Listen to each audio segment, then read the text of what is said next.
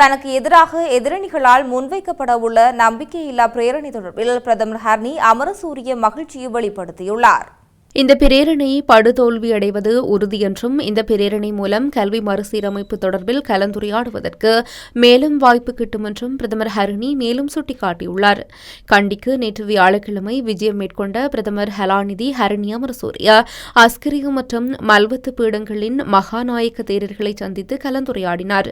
இலங்கை அரசியல் களத்தில் பேசுபொருளாக மாறியுள்ள கல்வி விவகாரம் தொடர்பில் பிரதமர் மகாநாயக்க தேரர்களுக்கு தெளிவுபடுத்தினார். எதிர்காலத்தில் பாடப்புத்தகங்களை அச்சிடும் பொறுப்பு கல்வி வெளியீட்டு திணைக்களத்திடம் ஒப்படைக்கப்படும்.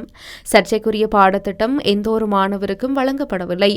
அச்சிடப்பட்ட மொடியூலின் அனைத்து பிரதிகளும் தற்போது முத்திரையிடப்பட்டுள்ளதுடன் இது தொடர்பான விசாரணைகள் இடம்பெறுகின்றன என்றும் பிரதமர் குறிப்பிட்டார். தரமாறு மாணவர்களுக்கான ஆங்கில பாடத்திட்டத்தில் வயது வந்தோருக்கான இணையதளம் ஒன்றின் முகவரி அச்சிடப்பட்டிருந்த விவகாரம் பெரும் சர்ச்சையை ஏற்படுத்தியுள்ளது.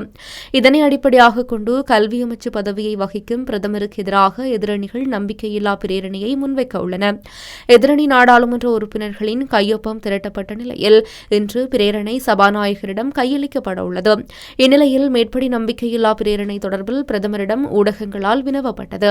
இதற்கு பதிலளித்த அவர் நம்பிக்கையில்லா பிரேரணை படு தோல்வியடைவது உறுதி, எனினும் இதன் மூலம் கல்வி பற்றி கதைப்பதற்கு வாய்ப்பு கிட்டும் என்று அவர் கூறினார்.